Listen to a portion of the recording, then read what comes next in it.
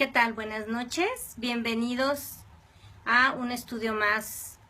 Bienvenidos de todos los lugares donde nos están escuchando, donde están recibiendo este mensaje, en China, en Argentina, en Australia, de varias ciudades de Estados Unidos, de Puerto Rico y en varias ciudades de la República Mexicana. Bienvenidos sean todos a una transmisión más de estos estudios bíblicos.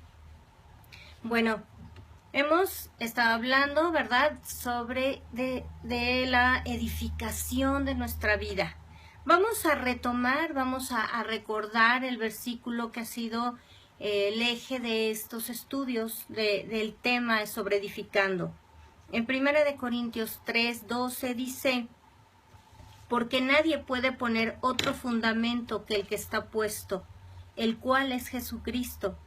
Y si sobre este fundamento alguno edificare oro, plata, piedras preciosas, madera, heno, hojarasca, la obra de cada uno se hará manifiesta, porque el día la declarará, pues por el fuego será revelada, y la obra de cada uno, cual sea, el fuego la probará. Si permaneciere la obra de alguno que sobreedificó, recibirá recompensa. Si la obra de alguno se quemare, él sufrirá pérdida. Si bien él mismo será salvo, aunque así como por fuego. ¿No sabéis que sois templos de Dios y que el Espíritu de Dios mora en vosotros? Hemos hablado que en la palabra de Dios están todas las instrucciones para vivir. Hemos estado, vamos a recordar que hemos estudiado que dependiendo el concepto que tenemos de Dios, son los pensamientos que hay en nuestro corazón. Y conforme a esos pensamientos, vamos edificando nuestra casa a través de las decisiones que tomamos, de los hechos con los que se manifiestan esas decisiones, con los que se hacen vivas esas decisiones que nosotros tomamos y vamos actuando conforme a esto, conforme a las elecciones que hacemos en nuestra vida. Estamos hablando justamente sobre los hechos, sobre cómo estamos actuando. Hemos visto el papel del hombre y el papel de la mujer, cómo actuamos, cuál es el estándar que Dios pone al hombre y a la mujer, que es un estándar alto, porque fuimos creados a su imagen, conforme a su semejanza, y Dios describe esta forma que no tiene que ver nada con el concepto que tiene el mundo, el concepto de hombre y el concepto de mujer tan distorsionado, a punto de que, bueno, algunos están muy confundidos en esta identidad ya. Hemos hablado del hombre y de la mujer en sus roles desde que son solteros y como esposos, como cónyuges y también como padres. Mencionamos que el matrimonio debe ser santo, que el matrimonio debe ser un reflejo de la relación de Cristo con su iglesia y un reflejo de una relación divina, de una relación celestial. Que cuando se forman matrimonios conforme a la palabra de Dios, las familias son verdaderos ejemplos de cómo se vive y cómo se ama conforme a la palabra de Dios. Hablamos que los padres deben ser esa imagen correcta y deben mostrar a sus hijos la imagen correcta de Dios, con su testimonio, con su actuar, con sus decisiones. Ellos como padres, nosotros como padres debemos enseñarle a nuestros hijos la palabra de Dios y el camino donde deben andar, y debemos equiparlos con nuestra vida y con el material que les estamos dando, que sea un material del cielo, de la naturaleza de Dios.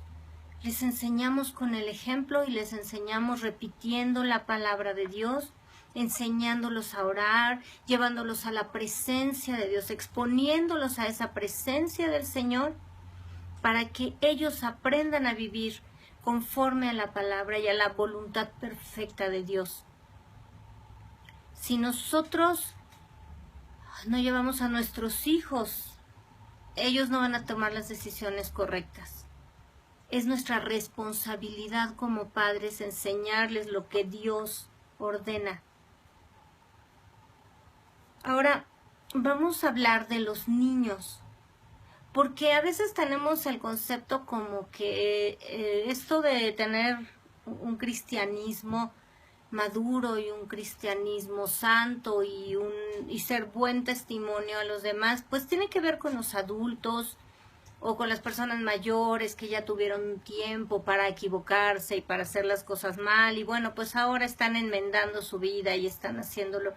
Dios es Dios de los tiempos, y si tú veniste a Cristo a una edad mayor, o aún siendo anciano, o aún hay personas que llegan a Cristo antes de morir, bueno, el Señor es fiel, y el Señor los ama y extiende su misericordia sobre estas personas, y sobre ti y sobre mí.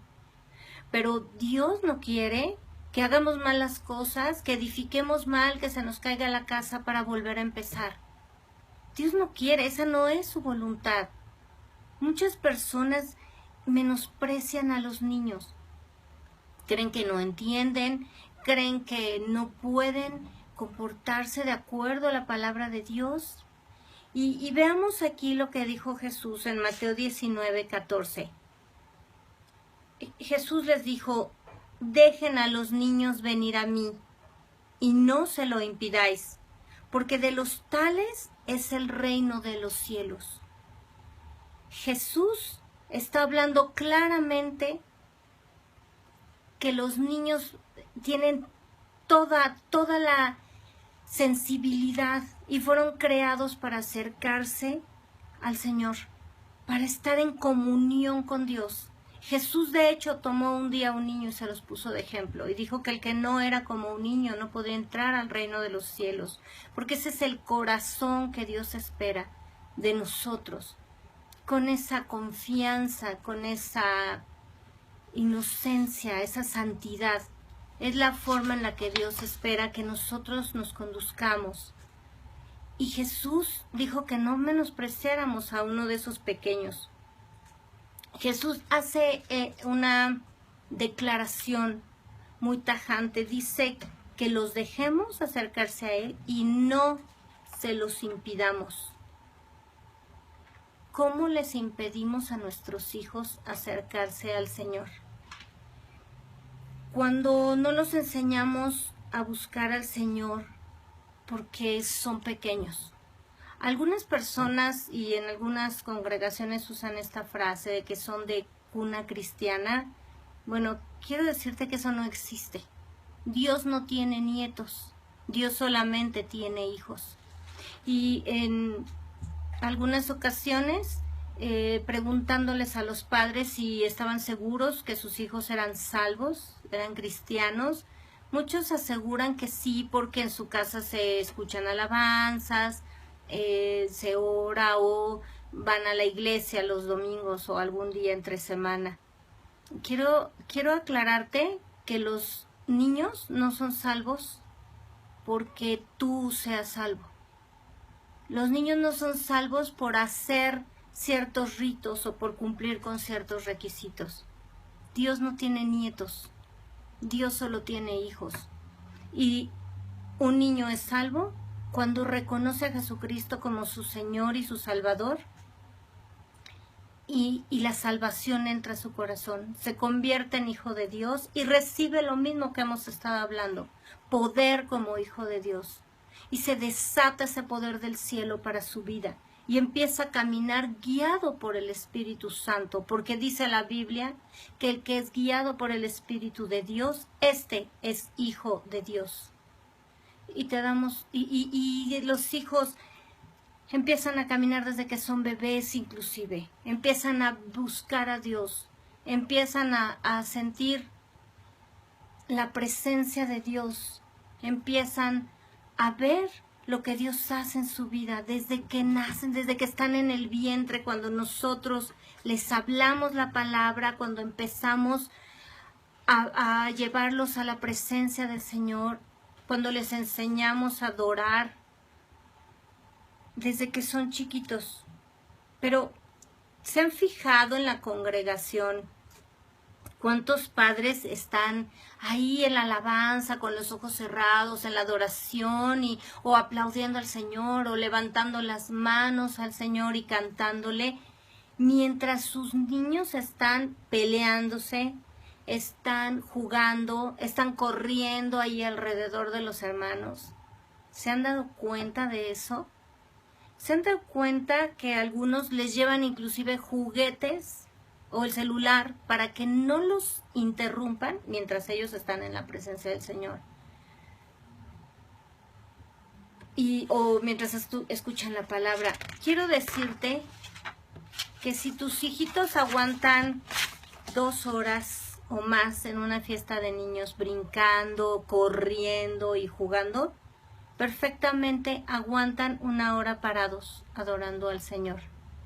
Esto no se lo vas a enseñar ahí regañándolos y gritándoles en la congregación como hacen muchos padres que quieren educarlos, o en la casa que van de visita o en la congregación. No, eso se los vas a enseñar en tu casa, en el devocional que tengas con ellos.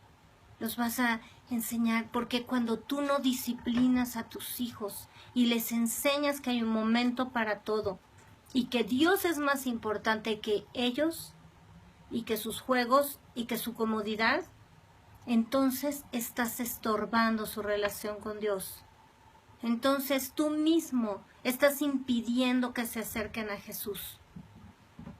Como educadora te digo que un niño de 3 años puede estar perfectamente de pie adorando al Señor durante la alabanza y la adoración, con un corazón humilde, con un corazón dispuesto, y puede escuchar la palabra.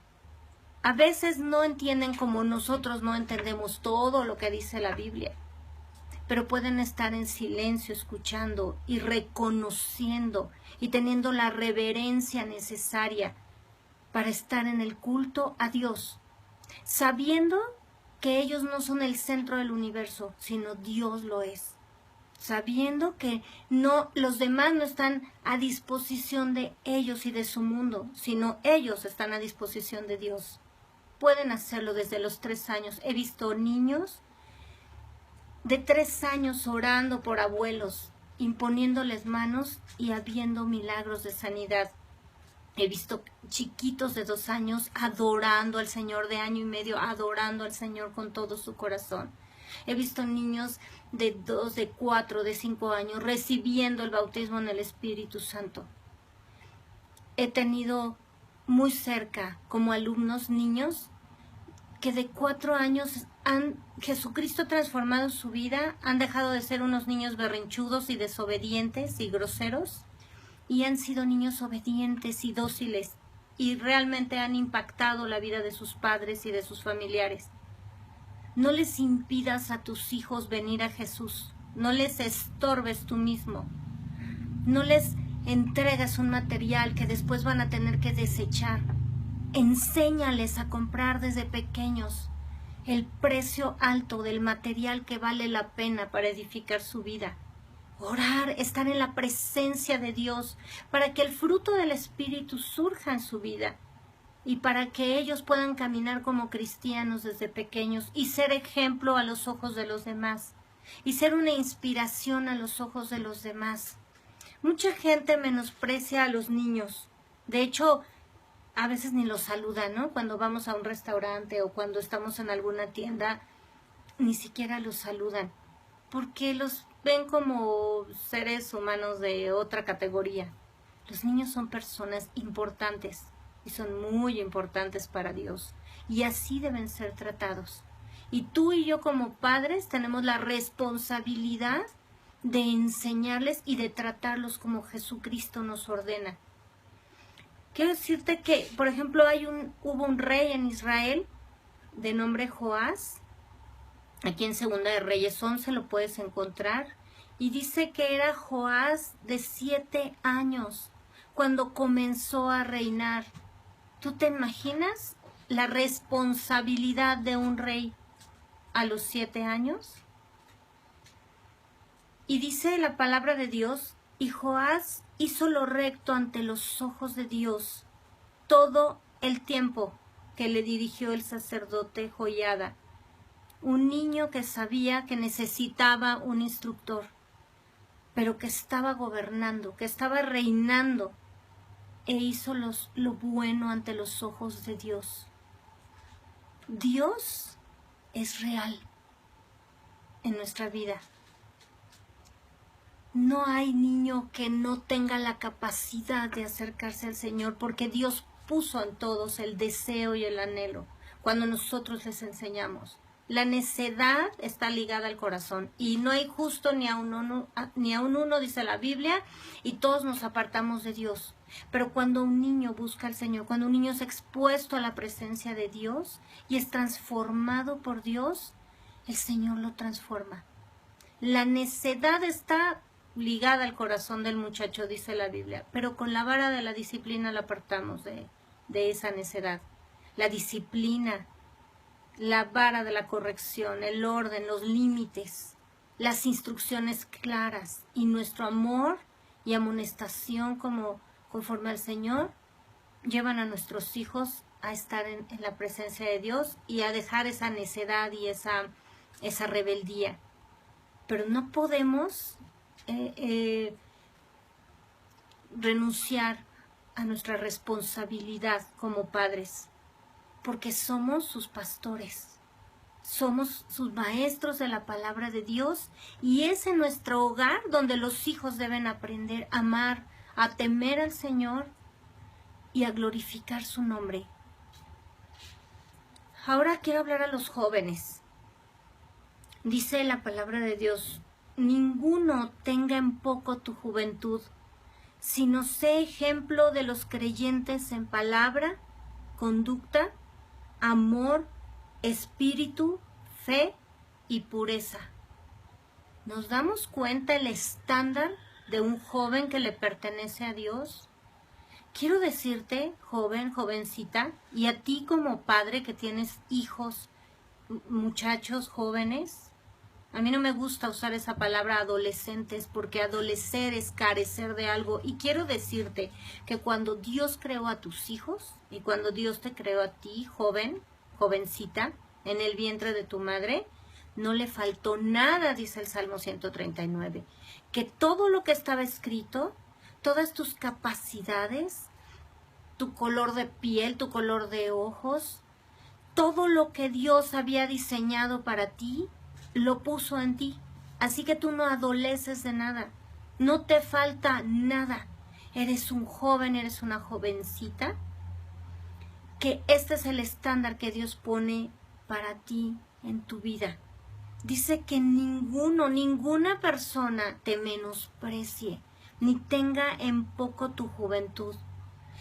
Nos damos cuenta cómo muchas personas, incluidos muchos padres, menosprecian a los jóvenes y creen que es la edad, ¿no? O así son los jóvenes. Y por eso hacen tantas barbaridades. Quiero decirte que esto es una absoluta mentira. Ni la edad te da permiso de ser rebelde, ni cometer torpezas, ni tomar malas decisiones. Así como el hombre y la mujer tenemos un estándar muy alto puesto por Dios para conducirnos, para actuar, para decidir y actuar en consecuencia de nuestras decisiones. Quiero decirte que Dios te creó para ser ejemplo de los creyentes, no solo de otros jóvenes o de niños, sino de adultos y de ancianos. De verdad es lo que Dios quiere en ti. Él invirtió más de 7,000 horas formándote en el vientre de tu madre para que tú seas una perla de gran precio que Él rescató con su sangre preciosa, para que tú seas ejemplo y no una vergüenza de comportamiento. Tienes la suficiente inteligencia para tomar las decisiones correctas.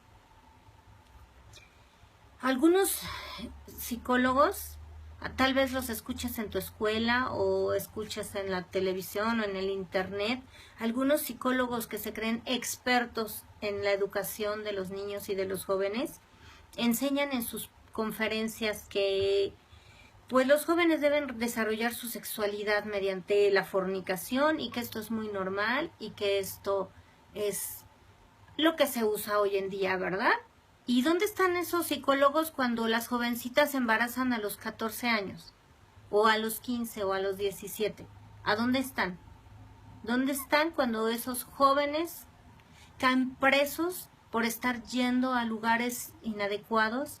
Caen presos de las bandas esas de que los explotan sexualmente o que les ponen droga en la bebida. ¿Dónde están todos esos psicólogos para proteger a esos jóvenes?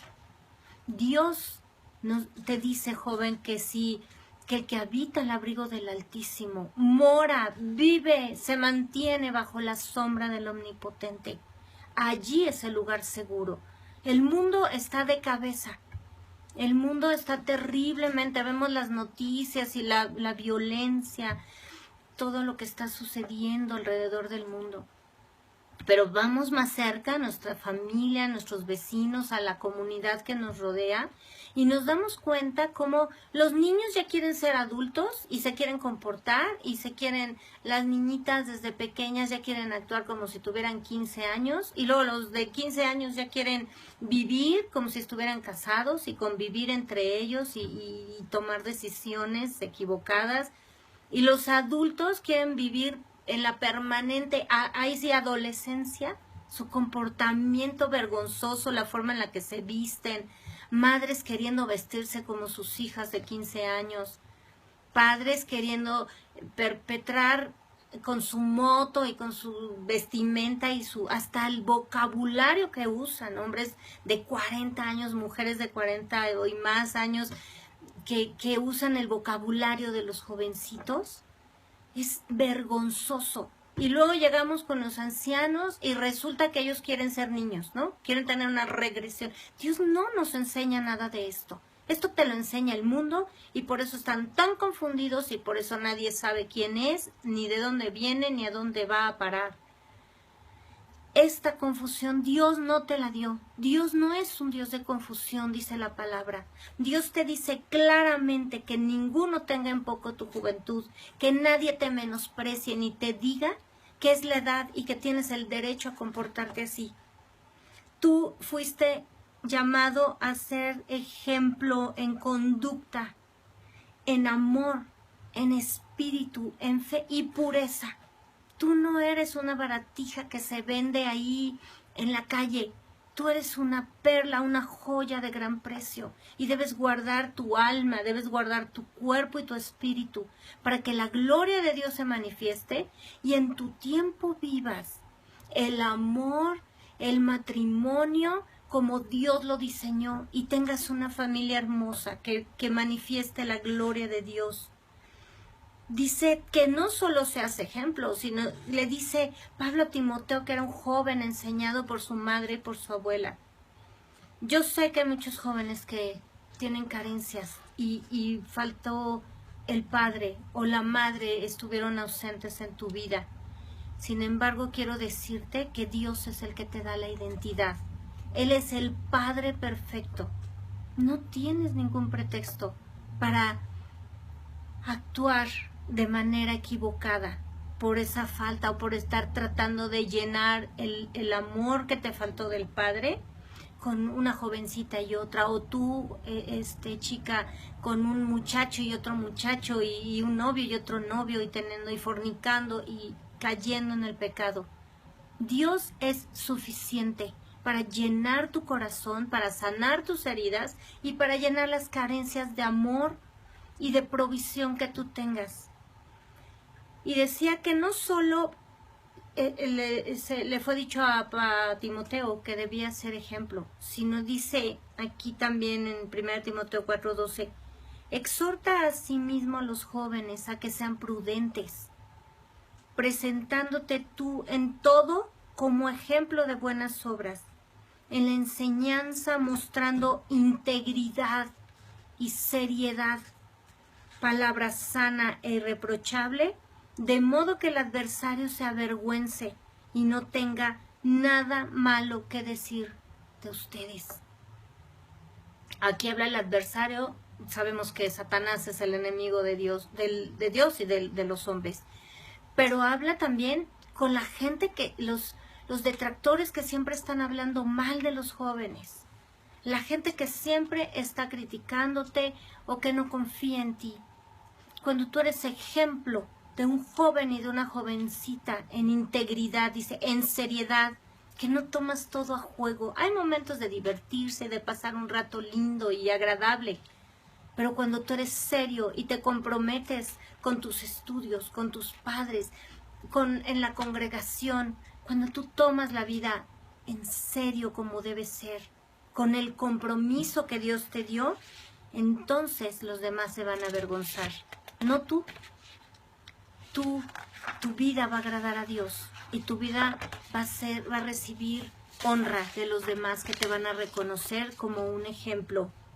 Hay un joven, José, del de la Biblia, que todo el mundo le llama el José el soñador, que a través de sueños Dios le revelaba el futuro y le revelaba lo que iba a suceder en su vida y en la de los que lo rodeaban.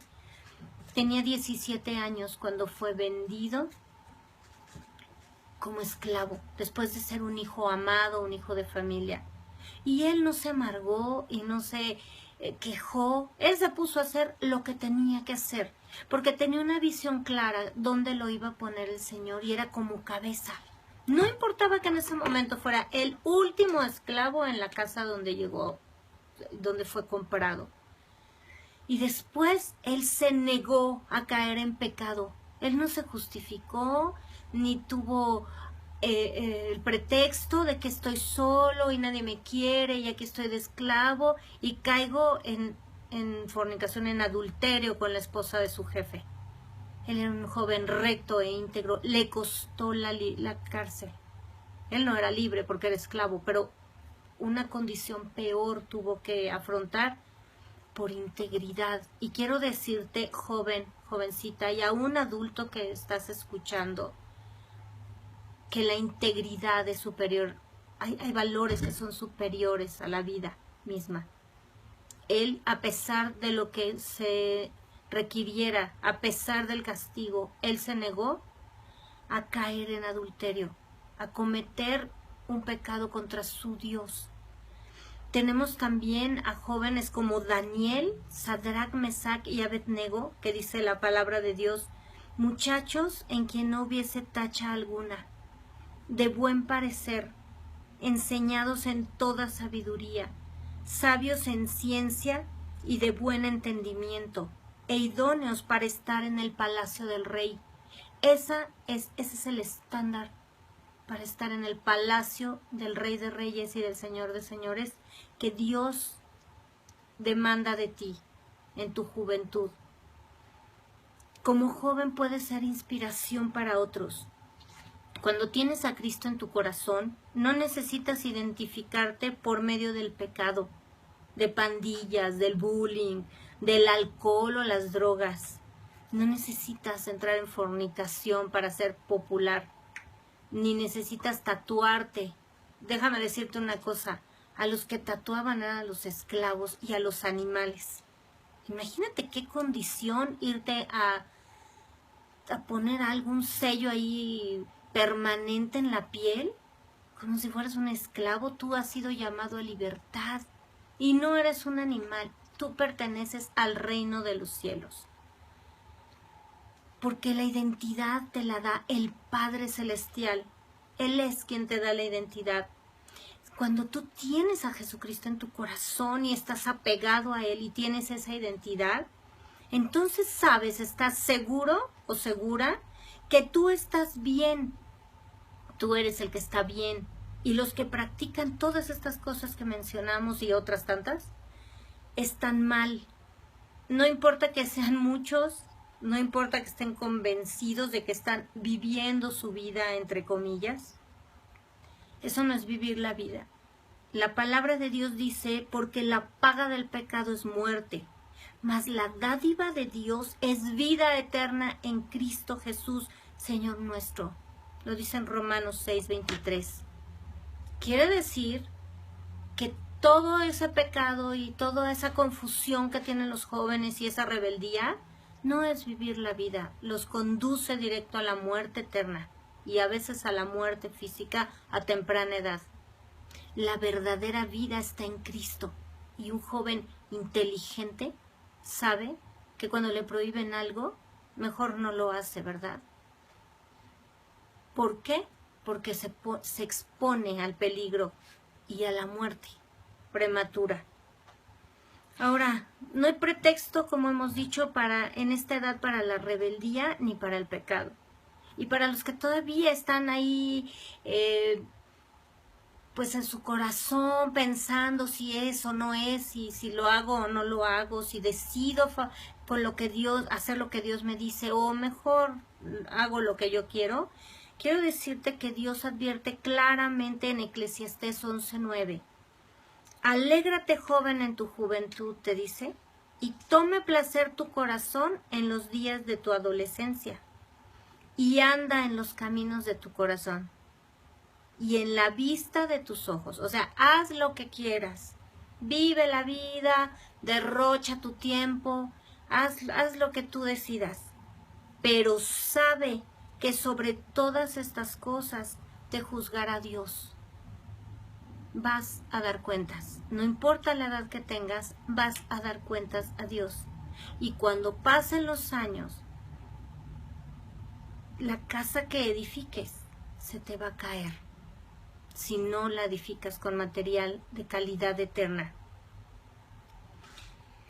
Joven, jovencita, si tú reconoces que estás construyendo tu vida con basura del mundo, con material de mala calidad, el Señor Jesús te muestra qué hacer. Si ya te diste cuenta que así has ido caminando, Jesús te dice qué hacer.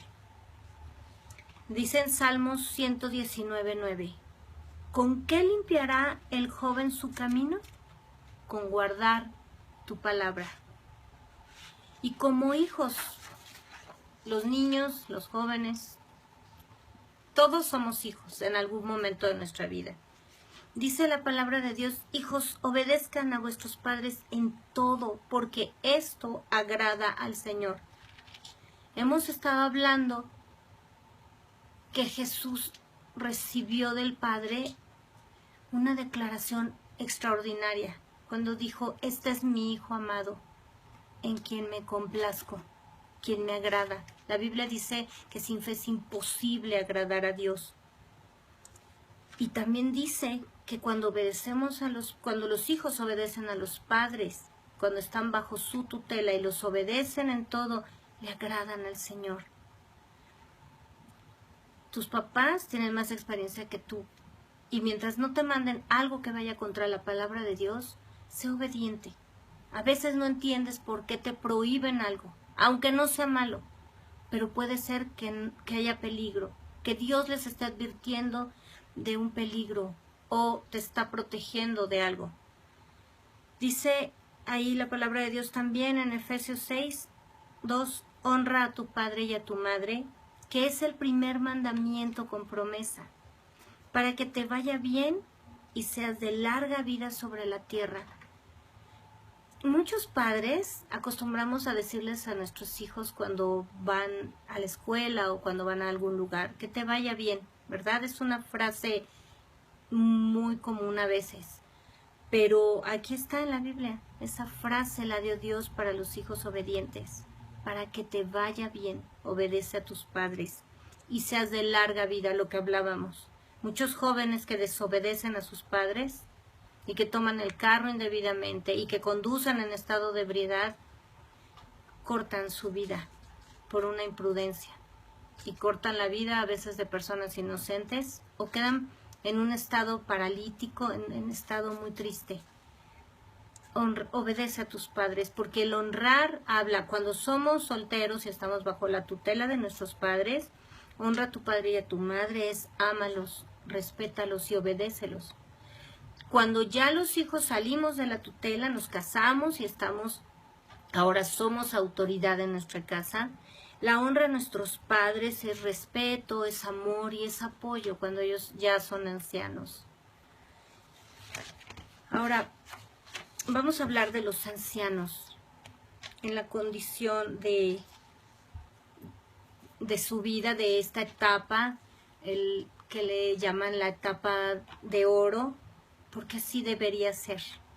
Así deberían estar construidas sus casas, con oro, con plata y con piedras preciosas.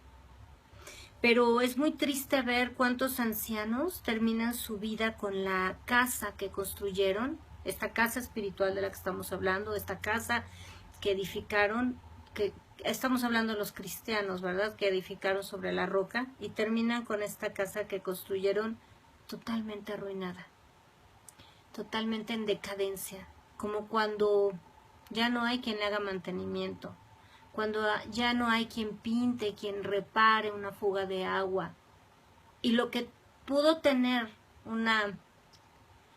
unos acabados hermosos y de buena calidad en un tiempo, ahora están en ruinas, casas que están deterioradas, que se están cayendo.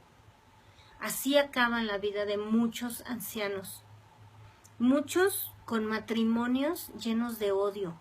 Ya cumplieron 40 años, 50 de casados, no sé, 30 años de casados, y ya están llenos de odio entre ellos, entre los cónyuges, están llenos de desprecio, se aguantan nada más por no quedarse solos, ¿no? Otros se van apartando. En alguna ocasión mencionamos este ejemplo, como las fotografías familiares. Cuando se casan el día de la boda, están abrazados, están tomando de la mano, están mirándose tiernamente a los ojos, llenos de amor, de ilusión, de esperanza.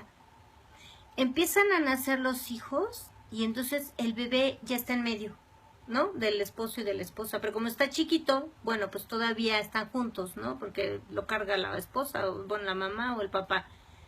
Pero empiezan a crecer los hijitos y en las fotografías familiares se muestra lo que se está viviendo, porque los ponen en medio y están los papás. Parece como que los están protegiendo, pero si nos damos cuenta, mientras más crecen los hijos, los padres quedan en las orillas. Y cuando los hijos se van, queda todo ese espacio en medio de los padres, en medio del matrimonio, tan difícil de volver a acercarse, porque además ese espacio ya se llenó, como decíamos, de resentimiento, ya se llenó de agresiones, ya se llenó de desamor, ya se llenó a veces de infidelidad.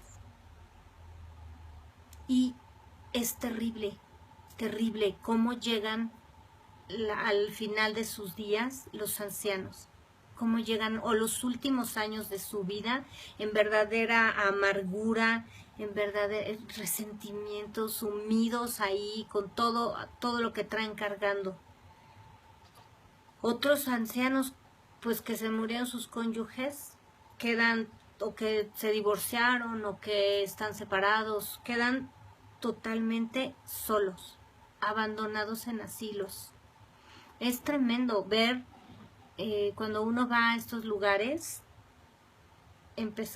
podemos ver, no evaluar nosotros, pero podemos ver el resultado de la vida que esas personas llevaron. Ahora reciben estos ancianos que están en los asilos o en sus casas solitos, ¿no? Donde sus hijos nunca van, nunca les hablan.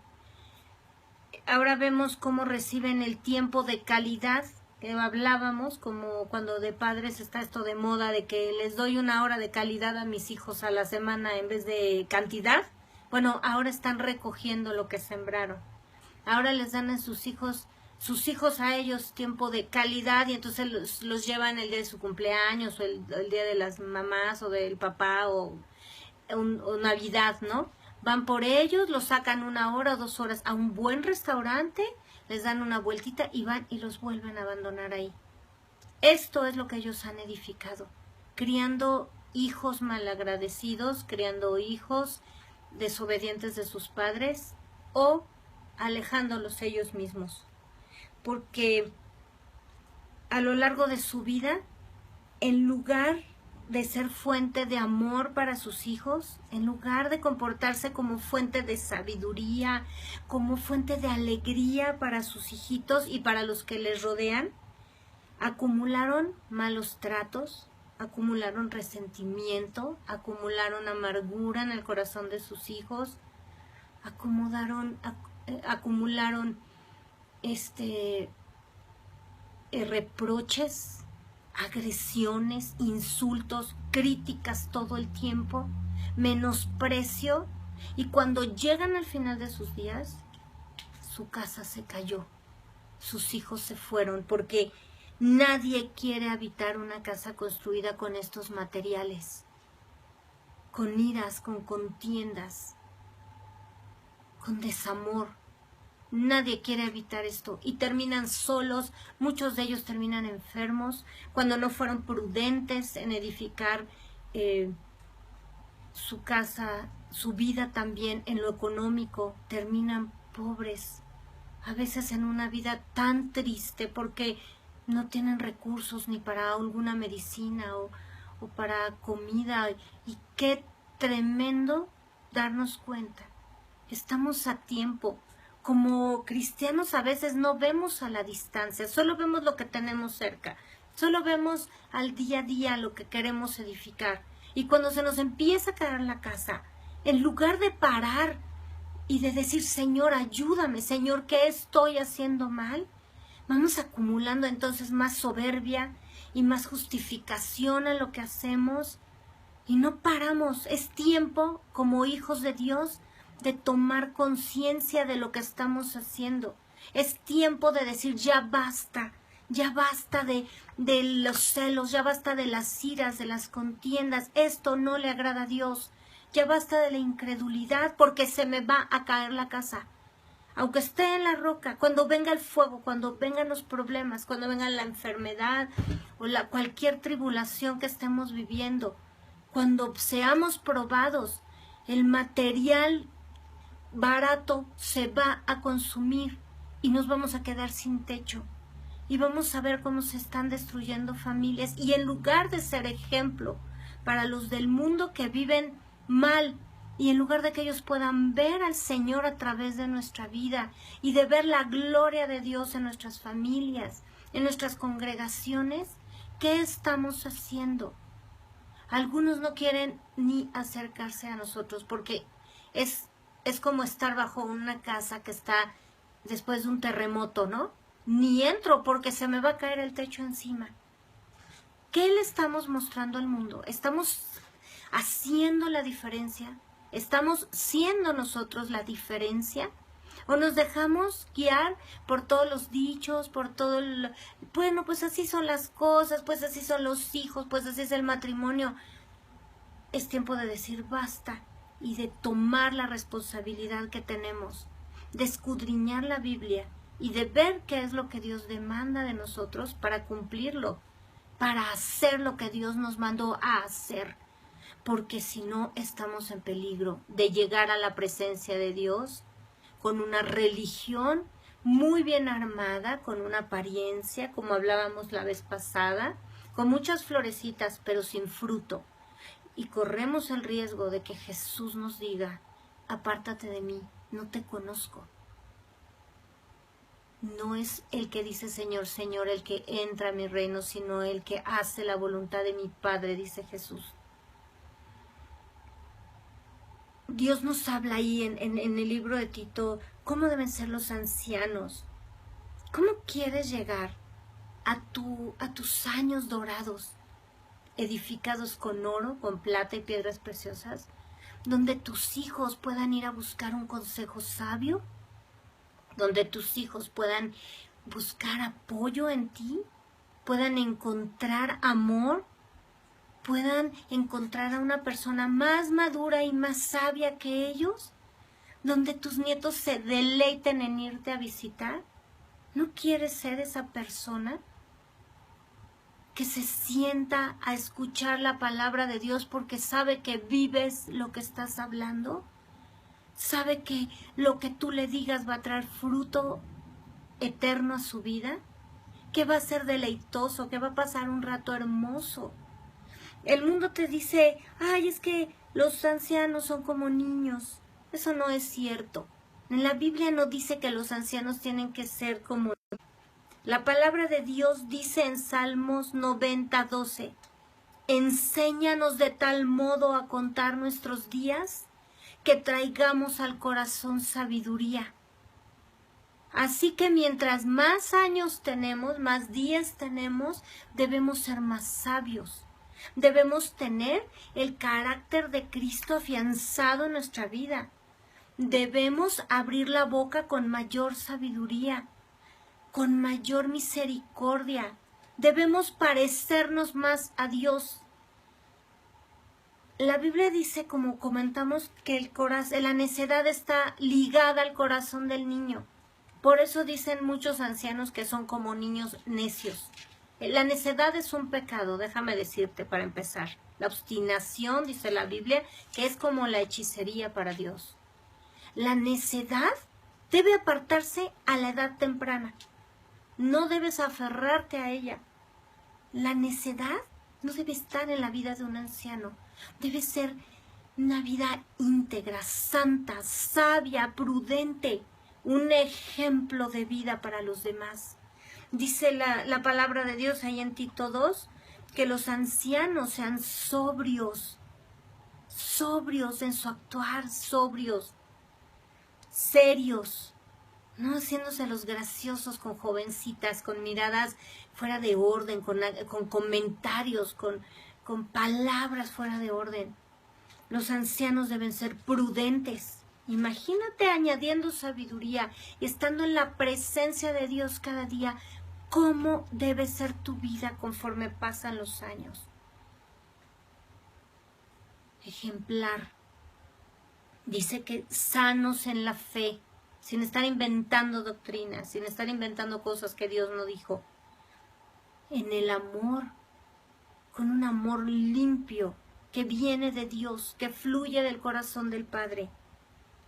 En la paciencia, deben ser pacientes.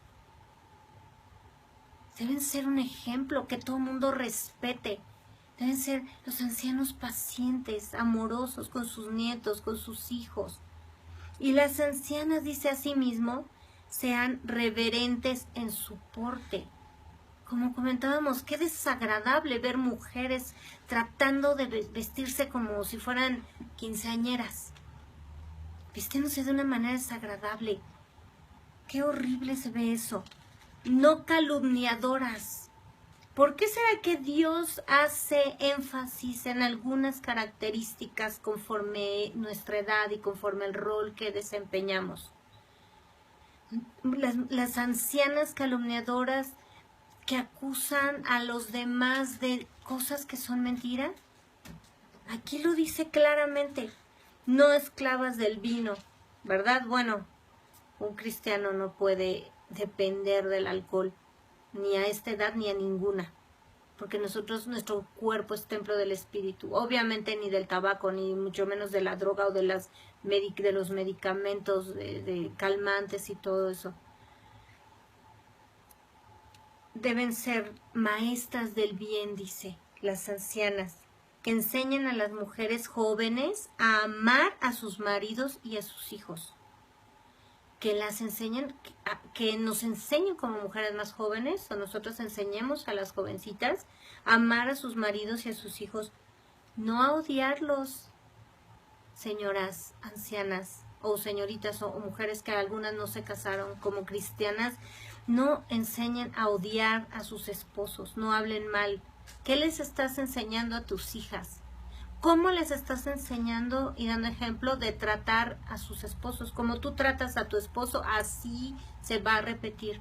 Y si tú has visto esto en tu casa, pues rompe con eso, porque no es voluntad de Dios. Como tu mamá se comporte con tu papá, debe ser de acuerdo a la palabra de Dios. Y si esto no es así, no los juzgamos, ellos tendrán que ser transformados por Dios. Ora por ellos, pero no repitas esa condición. Dice, las mujeres, las ancianas deben ser prudentes, castas, cuidadosas de su casa, buenas, sujetas a sus maridos para que la palabra de Dios no sea blasfemada. Ahora, Dios nos habla también, habla a los jefes, habla a los empleados, nos habla en todos, absolutamente todos los roles.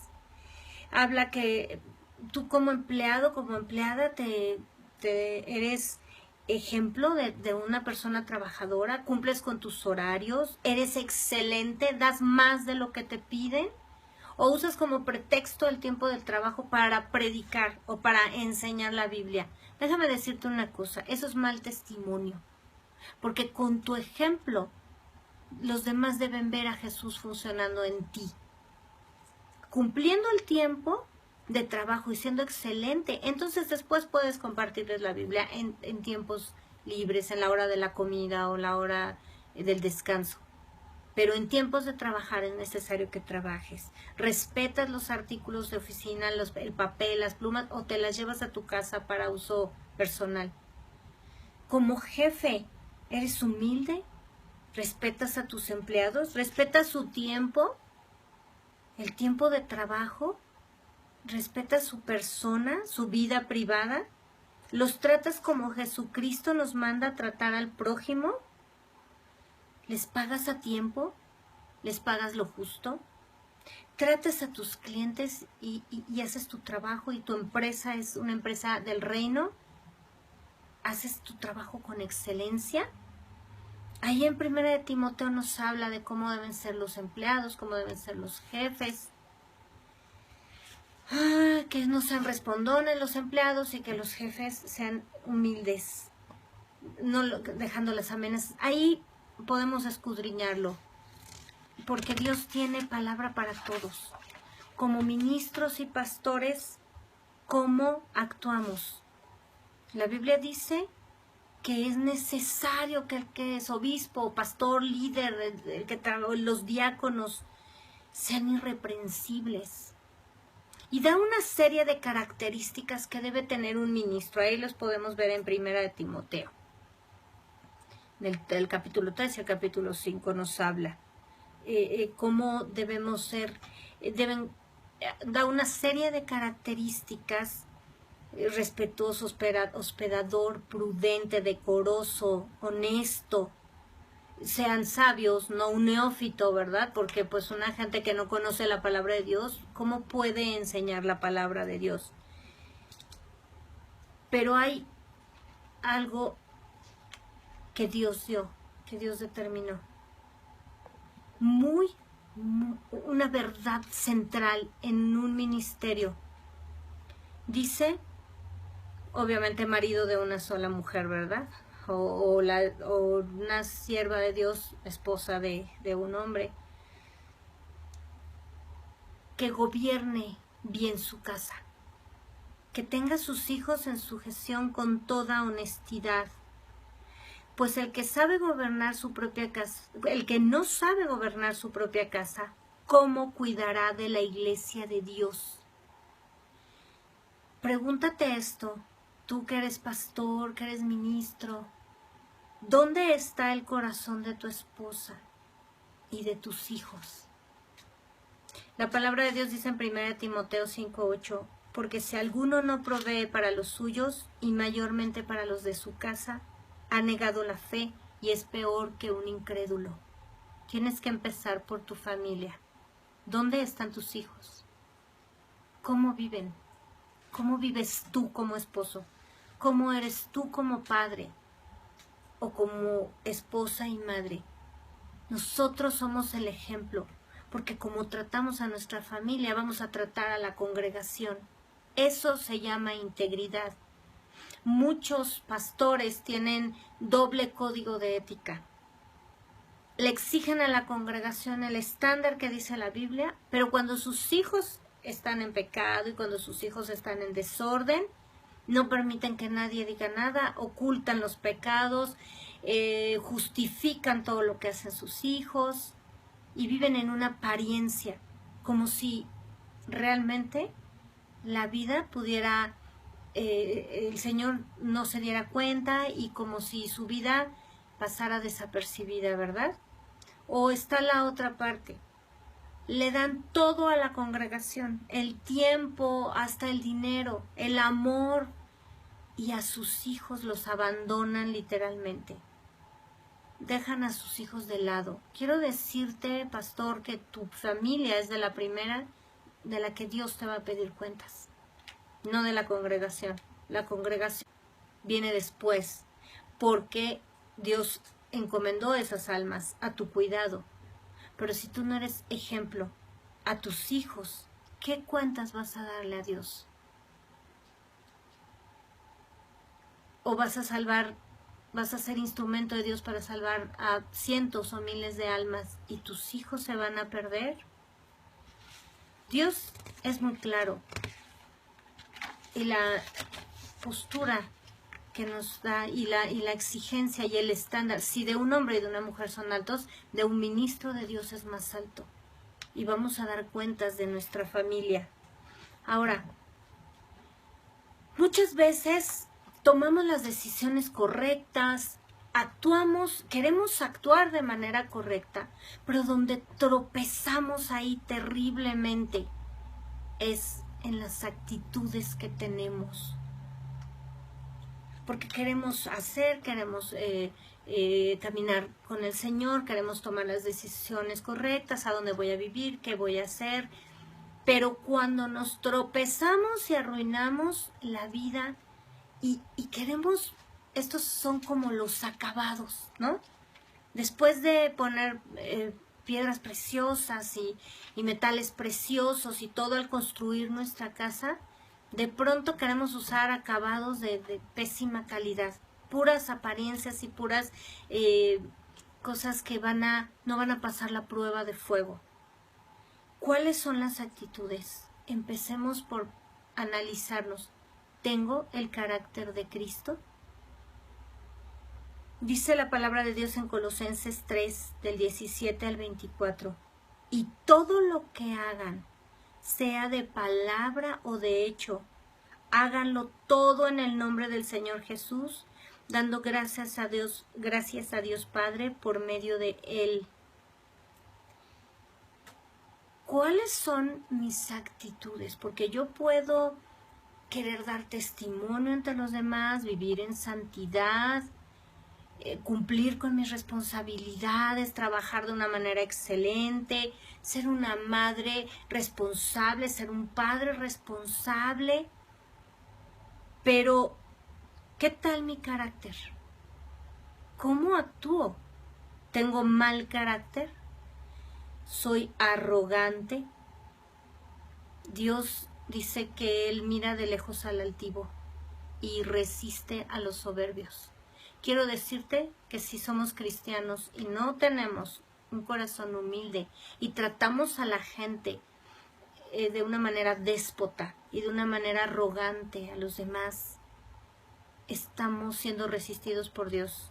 Y Dios va a derribar esa soberbia con humillación, porque la palabra de Dios dice que el que se exalta será humillado. Y Dios se va a encargar de quitarnos esa soberbia. El mal carácter es tan desagradable cuando levantamos esa pared de mal carácter o ponemos esos acabados. ¿Quién quiere estar en una casa, en una vida con mal carácter, una vida amargada, una vida que todo critica, todo está mal, o que se queja de absolutamente todo? ¿Cuáles son nuestras actitudes? Hemos ido cambiando nuestros pensamientos con la palabra de Dios, queremos cambiar nuestras decisiones, estamos dejando que Dios nos diga qué es el plan, cuál es el plan de nuestra vida. Estamos empezando a actuar correctamente, pero también debemos cambiar esas actitudes, esos detalles que tenemos, la disposición de nuestro corazón. La palabra del Señor discierne hasta las intenciones del corazón. A veces parece que somos muy lindos y la verdad es que somos hipócritas. Dice la Biblia que el amor que demos a los demás sea sin fingimiento. Y entonces quiero terminar haciendo una reflexión. ¿Estamos actuando con fe en lugar de incredulidad? con humildad en lugar de soberbia y arrogancia, con mansedumbre en lugar de estar peleando y estarnos defendiendo siempre de todo mundo, amor en lugar de odio y resentimiento, actuamos con bondad en lugar de malicia, con palabras honestas en lugar de insultos, de maldiciones, de groserías, de críticas, somos agradecidos en lugar de ingratos, actuamos con paciencia en lugar de desesperación, vivimos con gozo o con depresión, somos maduros o caminamos y actuamos toda la vida de berrinche en berrinche, queriéndonos salir con la nuestra. Dice la palabra de Dios en 1 de Juan 2:6, el que dice que permanece en Jesús debe andar como Él anduvo. Nuestras acciones y nuestras actitudes muestran la casa que hemos edificado con material del Espíritu o de la carne.